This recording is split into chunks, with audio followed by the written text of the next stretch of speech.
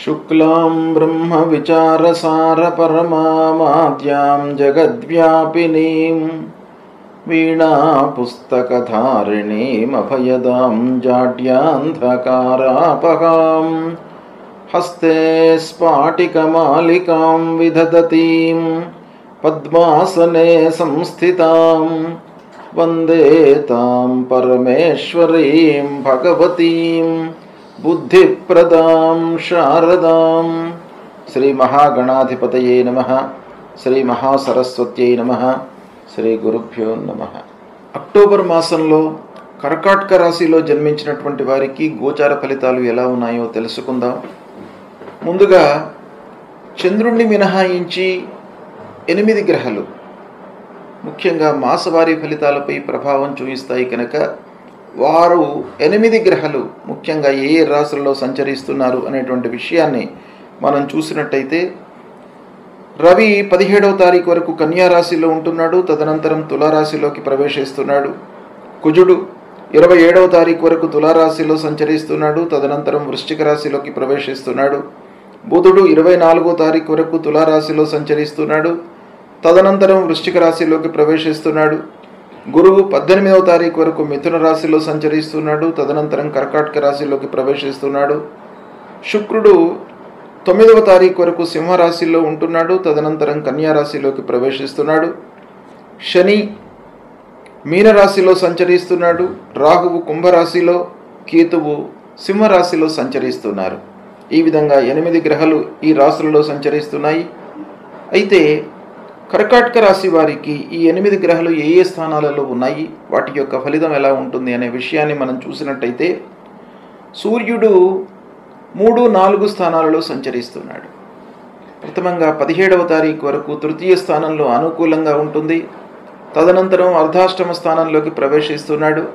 కనుక సూర్యుడు 17వ తారీఖు వరకు అనుకూల ఫలితాలను ఇస్తూ 17 తర్వాత ప్రతికూలమైనటువంటి ఫలితాలను ఇస్తున్నాడు.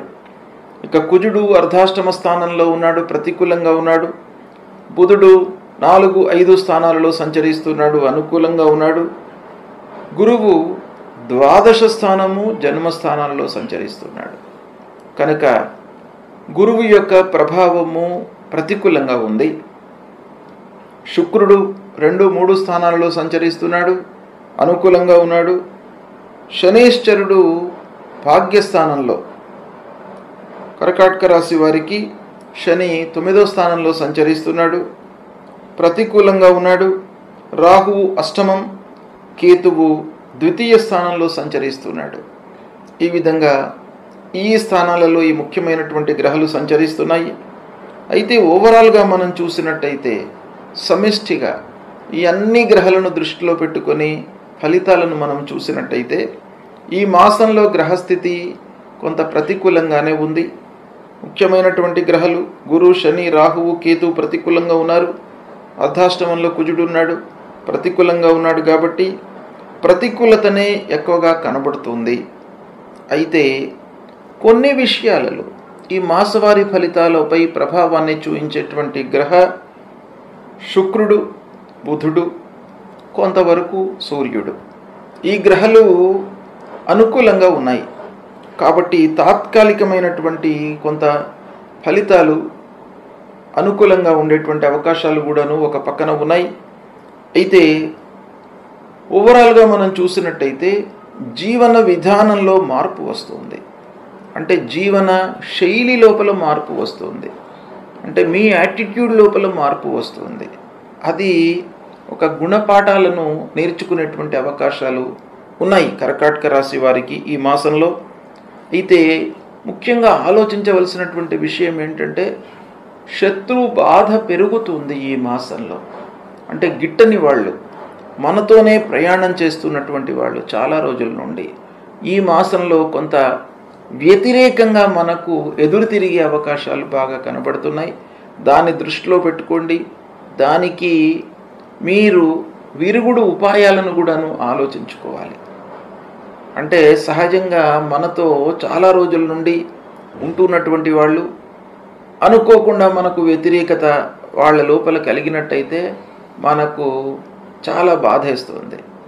కానీ కొన్ని విషయాలు తప్పవు గనుక వాటిని ఎలా ఎదుర్కోవాలి అనేటువంటి విషయాన్ని కూడాను మీరు బాగా ఆలోచించి నిర్ణయాలు తీసుకోవాలి. ఇక స్నేహితులు, బంధువులు, ఆత్మీయుల యొక్క సహకారం ఈ మాసంలో ఉండదు. కాబట్టి చాలా జాగ్రత్తగానే మాట్లాడాలి. మీరు చిన్ననాటి మిత్రులతో మాట్లాడినప్పటికీ తాత్కాలికంగా కొత్తగా ఎవరైనా కూడాను మనకు స్నేహితులుగా వచ్చినటువంటి వాళ్ళతో మాట్లాడినప్పుడు కూడాను, బంధువులతో, ఆత్మీయులతో అందరితో కూడాను మాట్లాడేటప్పుడు మీరు చాలా జాగ్రత్త వహించాలి.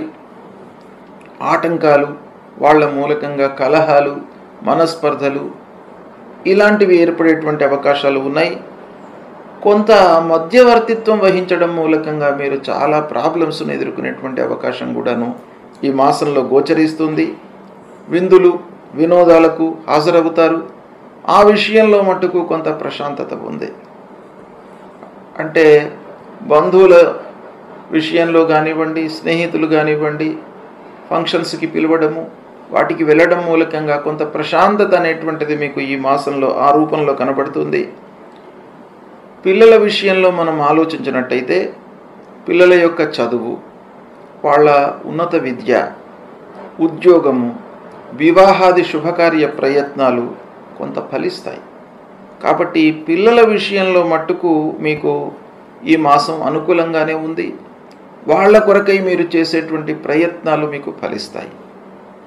ఇక పిల్లలు లేదా మీరు కొత్త ఉద్యోగం కొరకు ప్రయత్నం చేస్తూ ఉన్నట్టయితే ఆ ఉద్యోగంలో మీకు కొంత అనుకూలత ఏర్పడుతుంది. కలిసి వచ్చే అవకాశాలు బాగా ఉన్నాయి. సంపాదన కొంత ఈ మాసంలో ప్రారంభమయ్యే అవకాశాలు కనబడుతున్నాయి. అంటే ఉద్యోగంలో చేరుతారు. తాత్కాలిక ఉద్యోగం అయినప్పటికీ ఉద్యోగంలో చేరుతారు. ఏదో రకంగా మీకు ఆదాయం అనేటువంటిది ప్రారంభమవుతుంది. ఇక ఇంటి వాతావరణం ముఖ్యంగా మీకు చాలా సపోర్టింగ్గా ఉంటుంది. అన్ని విషయాలలో మీకు ప్రతికూల ఫలితాలు ఉన్నప్పటికీ, అన్నింటిలో అపజయాలు, ఆలస్యము, ఆటంకాలు ఎదురైనప్పటికీ ఇంటి వాతావరణం మట్టుకు మీకు చాలా సపోర్టింగ్గా ఉంటుంది. భార్య, పిల్లలు, కుటుంబ పెద్దలు, తల్లిదండ్రులు వీళ్ళందరూ కూడాను మీ వ్యక్తిత్వాన్ని గుర్తించి మీకు చాలా సపోర్టింగ్గా ఉంటారు. కాబట్టి అది ఒక మీకు ఆత్మవిశ్వాసాన్ని కలిగించే అవకాశాలు బాగా ఉన్నాయి. ఇక ఇంటికి కావలసినటువంటి వస్తువులను, నిత్యావసర వస్తువులను, వస్త్రాలను, ఆభరణాలను కొనే అవకాశము ఉంది. అయితే విలువైనటువంటి వస్తువులను కొనే ముందు జాగ్రత్తగా ఆలోచించడం అవసరం. వ్యాపారం మట్టుకు లాభదాయకంగా ఉంటుంది. మిగతా అన్ని రంగాలలోనూ ఆటంకాలు ఏర్పడినప్పటికీ వ్యాపారంలో ఉన్నటువంటి వారికి మట్టుకు లాభదాయకంగా ఈ మాసం కొనసాగుతుంది. ఇక 1-2 వారాలలో ఉద్యోగస్తులకు కొంత అనుకూలంగా ఉంది. అంటే తాత్కాలికంగా ఉద్యోగంలో చేరే అవకాశాలు మొదటి 2 వారాలలో కనపడుతున్నాయి. ఆల్రెడీ ఉద్యోగంలో ఉన్నటువంటి వారికి కూడాను ఆఫీసులో కొంత అనుకూలత ఈ మొదటి 2 వారాలు అనుకూలిస్తాయి. 3-4 వారాలలో పని భారం మట్టుకు పెరుగుతుంది ఆఫీసులో. తద్వారా కొంత శారీరకంగా మీరు ఇబ్బంది పడతారు. అంటే శ్రమ ఎక్కువ అవుతుంది కాబట్టి మీకు ఫిజికల్గా కొంత స్ట్రెయిన్ ఫీల్ అవుతారు ఈ మాసంలో. 3-4 వారాలలో ఆరోగ్యాన్ని నిర్లక్ష్యం చేసేటువంటి అవకాశం కూడా ఉంది. కోర్టు వ్యవహారాలు మట్టుకు అనుకూలిస్తాయి. చాలా రోజుల నుంచి నానుతూ వస్తూ ఉన్నటువంటి కేసులు కొంతవరకు వాటి లోపల కదలిక కనబడుతుంది ఈ మాసంలో. ఇక రాజకీయ రంగంలో ఉన్నటువంటి వారికి మొదటి 2 వారాలు అనుకూలంగా ఉంది. తర్వాత 3-4 వారాలలో కొంత ఇబ్బందులు ఉన్నాయి. వాహనముల మూలకంగా రిపేర్లు, భూ తగాదాలు ముందుకు వస్తాయి. ఆకస్మికంగా ఆటంకాలు ఎదురయ్యేటువంటి అవకాశాలు కనబడుతున్నాయి. కనుక ఓవరాల్గా చూసినట్టయితే కర్కాటక రాశి వారికి కొంత ప్రతికూలతని ఎక్కువగా ఈ మాసంలో కనబడుతుంది. కనుక ఆచితూచి నిర్ణయాలు తీసుకోవడము, 1-2 సార్లు ఆలోచించడము, ప్రతి విషయం లోపల కూడాను బేరీజు వేసుకొని దాన్ని ప్రారంభించడం చాలా మంచిది. దీనికి అనుగుణంగా మీరు నిర్ణయాలు తీసుకున్నట్టయితే కొంతవరకు ఆ నెగిటివ్ ఎఫెక్టును, దుష్ప్రభావాన్ని తగ్గించుకునేటువంటి అవకాశాలు ఉన్నాయి. తాత్కాలికమైనటువంటి గ్రహాలు శుక్రుడు, బుధుడు, ఈ 2 గ్రహాలు మీకు అనుకూలంగా ఉన్నాయి కాబట్టి తాత్కాలికంగా మీ లోపల కొంత సంతృప్తిని కలిగించేటువంటి అవకాశాలు కూడాను ఒక పక్కన ఉన్నాయి కనుక దీన్ని సద్వినియోగపరచుకోండి, శుభ ఫలితాలను పొందుతారు.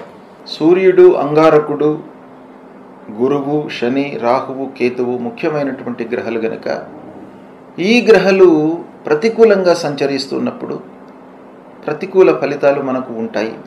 వాటి నుండి విముక్తులు కావడానికి, అంటే ఈ ప్రతికూల ఫలితాలను అనుకూలంగా మార్చుకోవడానికి మనం ఏం చేయాలి అనే విషయాన్ని మనం చూసినట్టయితే పరిహారాలు చేసుకోవాలి.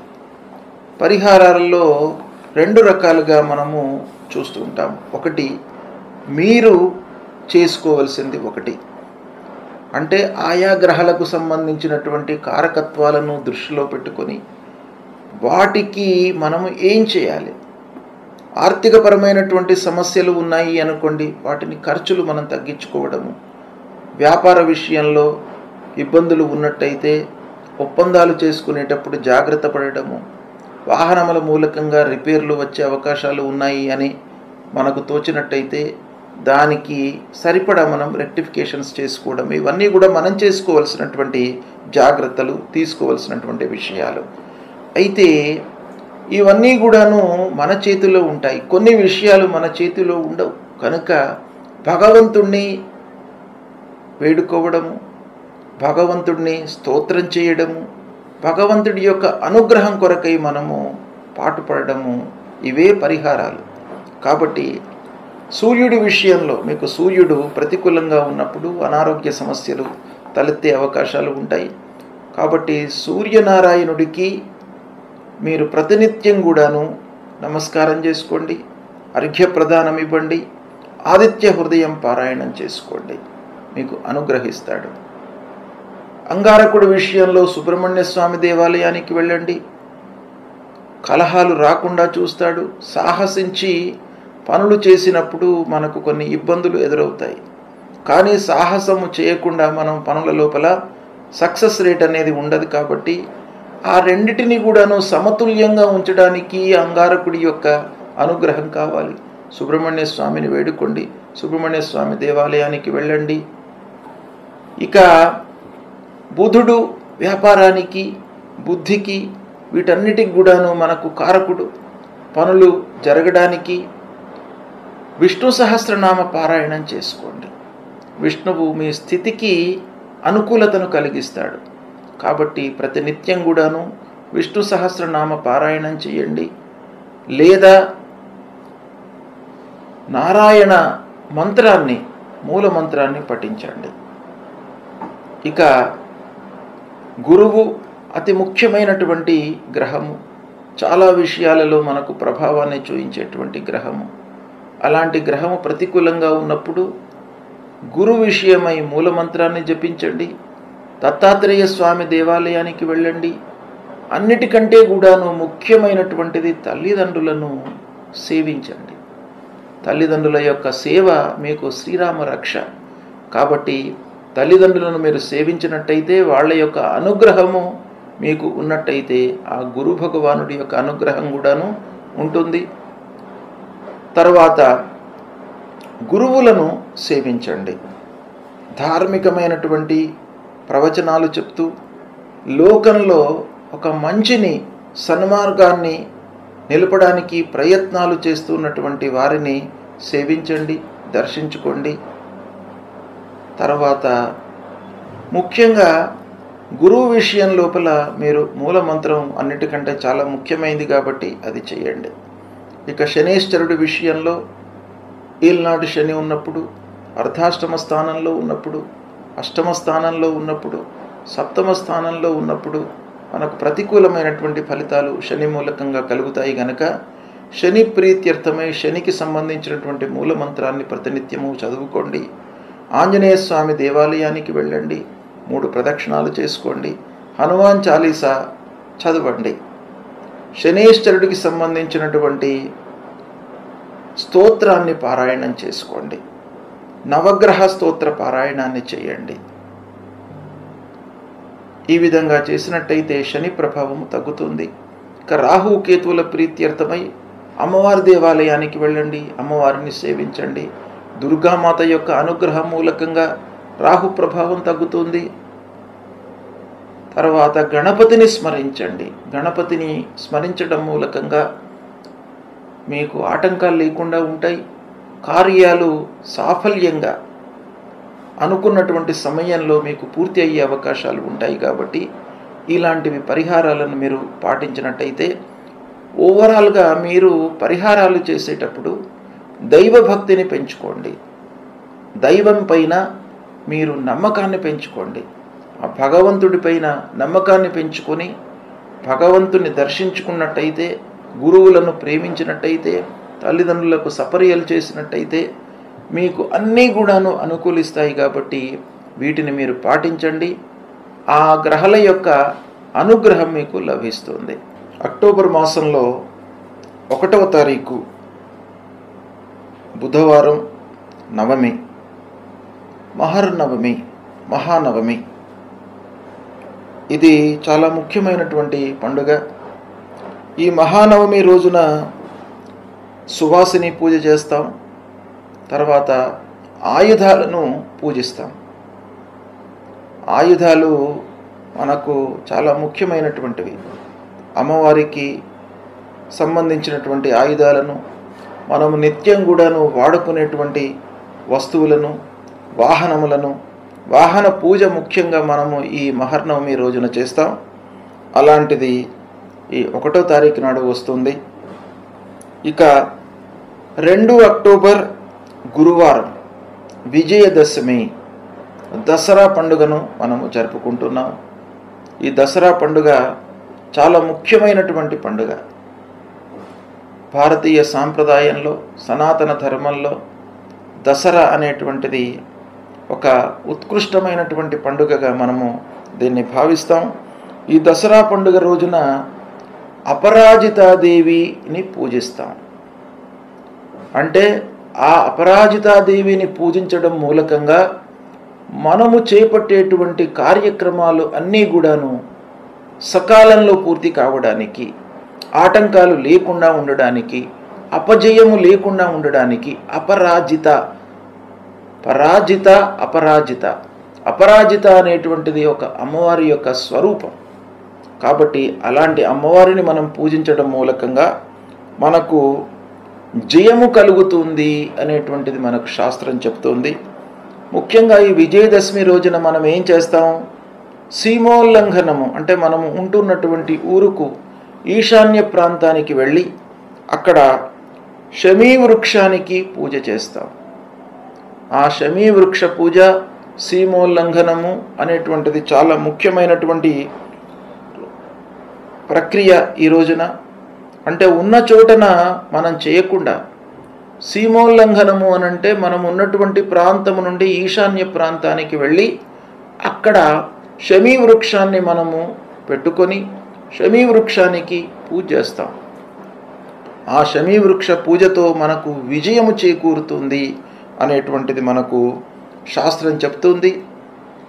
అదేవిధంగా దసరా రోజున ముఖ్యంగా రాజులకు పట్టాభిషేకం చేస్తాం.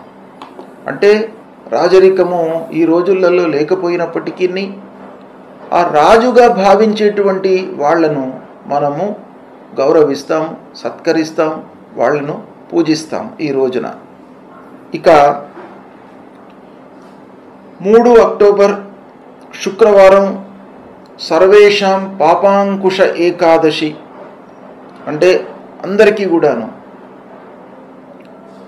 అందరికీ అనంటే స్మార్త వైష్ణవ మధ్వ సాంప్రదాయాలను ఆచరిస్తున్నటువంటి అందరికీ కూడాను పాపాంకుశ ఏకాదశి.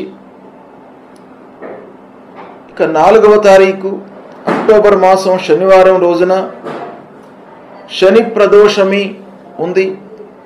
ఈ శని ప్రదోషం రోజున అందరూ కూడాను ఆ శని ప్రీత్యర్థమై నవగ్రహ దేవాలయానికి వెళ్ళడము, శని స్తోత్ర పారాయణం చేయడము, శివాలయానికి వెళ్ళడం మూలకంగా మీకు మంచి జరుగుతుంది. తర్వాత ఇదే రోజున క్షీరదానము కూడాను చెప్పినారు. క్షీరదానం చేసినట్టయితే మీకు సత్ఫలితాలు కలుగుతాయి. దాన ఫలము, క్షీర దానం మూలకంగా అత్యంతమైనటువంటి మీకు ఒక పుణ్య ఫలము వస్తుంది అనేటువంటిది శాస్త్రం చెప్తుంది. కాబట్టి ఈ రోజున అంటే క్షీరదానం చేసి ద్విదళాన్ని వ్రతంగా మనం ప్రారంభిస్తాం. అంటే ద్విదళ వ్రతము అనంటే ద్విదళ వర్జ్యం అన్నమాట. ఈ రోజు నుండి గృహస్థులు చాతుర్మాస్యం లోపల ఆ ద్విదళ వ్రతము అనంటే ద్విదళము అనంటే పప్పు దినుసులు అవి తినకుండా ఒక నెల రోజులు భోజనం చేస్తారన్నమాట ఆ వ్రతము. ఇక దాని తర్వాత 6వ తారీఖు అక్టోబర్ నెల సోమవారం కోజాగరి పూర్ణిమ, కౌముది పూజ. ఈ కోజాగిరి పూర్ణిమ రోజున ఏం చేయాలి? కౌముది పూజ. కౌముది అంటే వెన్నెల, చంద్రుణ్ణి పూజించాలి. ఆ చంద్రుడి ద్వారా వచ్చేటువంటి వెన్నెల అనేటువంటిది మనకు మానవాళికి ఆహ్లాదాన్ని, ఆనందాన్ని, సంతోషాన్ని ఇచ్చేటువంటిది. కాబట్టి ఆ చంద్రుడి యొక్క అనుగ్రహం కూడా మానవాళికి కావాలి. సూర్యుడి యొక్క అనుగ్రహం ఎంత అవసరమో చంద్రుడి యొక్క అనుగ్రహం కూడాను అంత అవసరము. మానసికంగా మనము ఒక ఉన్నతమైనటువంటి స్థితిలో ఉండడానికి ఈ కోజాగిరి పూర్ణిమ ఆ రోజు వచ్చేటువంటి ఆ చంద్రుడికి సంబంధించినటువంటి వెన్నెలను మనము పూజించడము చాలా మనకు శ్రేయస్కరమైనటువంటి విషయం అని శాస్త్రం చెప్తుంది. ఇదే రోజున ఆకాశంలో దీపాలు వెలిగిస్తారు, అంటే దీపోత్సవం చేస్తారు. జ్వాలా తోరణము అంటే తోరణాలు కడుతూ ఉంటారు ఇంటి చుట్టూ దేవాలయాలలో. కాబట్టి ఇవన్నీ కూడాను కోజాగిరి పూర్ణిమకు సంబంధించినటువంటిది. 7వ తారీఖు మంగళవారం వాల్మీకి జయంతి.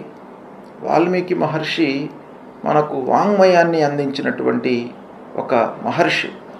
కాబట్టి ఆయనను దృష్టిలో పెట్టుకొని వాల్మీకి పూజ చేయడము, గురువులను సత్కరించడము ఈ పౌర్ణిమ రోజున చేయాలి.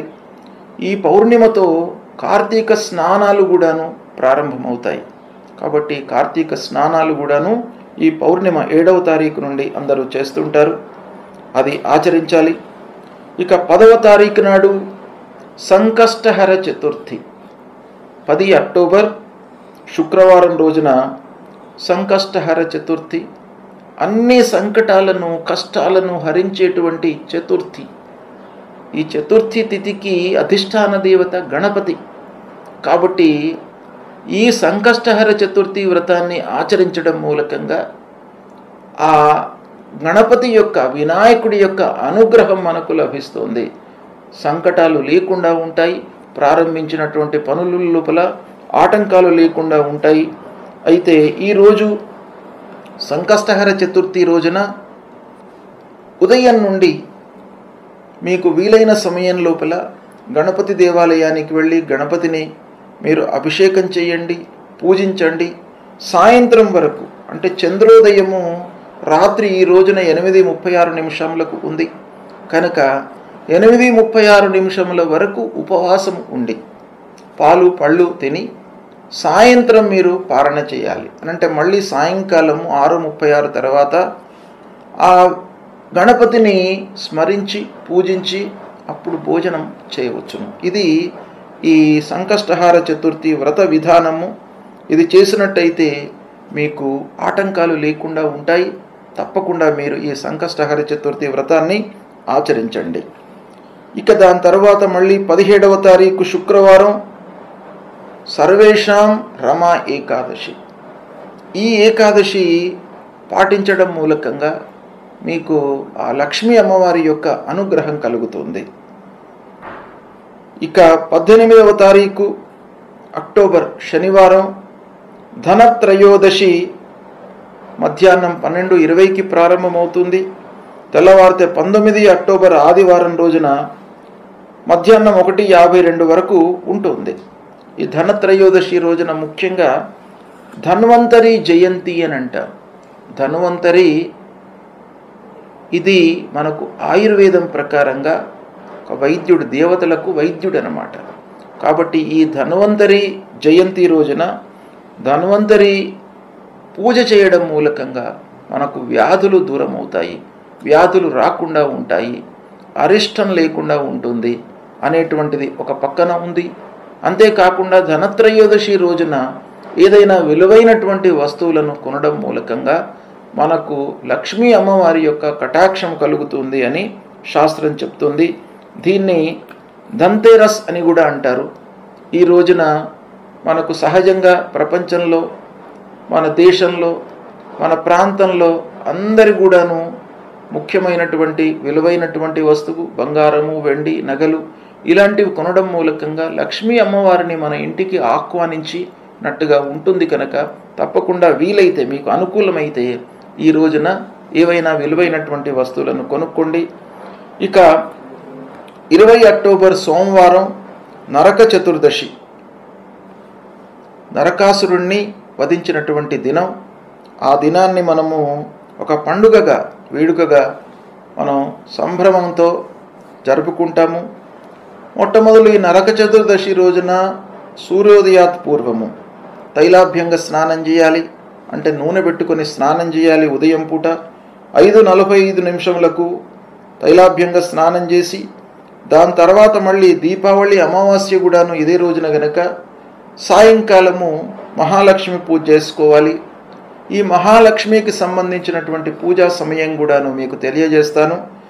సాయంత్రం 5:51 నుండి 8:55 వరకు ఒక మంచి సమయము మహాలక్ష్మి పూజ చేసుకోవడానికి. తర్వాత రాత్రి 9:57 నుండి 10:59 వరకు కూడాను ఒక సమయం ఉంది. ఈ సమయంలో అమ్మవారిని పూజించినట్టయితే ఆ మహాలక్ష్మి యొక్క కటాక్షంతో మీకు మంచి జరుగుతుంది, అనుకున్న పనులు నెరవేరుతాయి. ఇక తెల్లవారితే 21 అక్టోబర్ మంగళవారం కేదార గౌరీ వ్రతం, దర్శ అమావాస్య అవుతుంది. ఇక 22 అక్టోబర్ బలిపాడ్యమి, బలి ప్రతిపద. ఇది గుజరాతీ వాళ్లకు ఉగాది అన్నమాట. ఈరోజు వాళ్లకు కొత్త సంవత్సరం ప్రారంభమవుతుంది. బలి ప్రతిపద రోజున అభ్యంగ స్నానం చేస్తాము. ఇక 23వ తారీఖు అక్టోబర్ మాసం గురువారం రోజున యమద్వితీయ కూడాను మన సాంప్రదాయం ప్రకారంగా చాలా ముఖ్యమైనటువంటి పండుగ.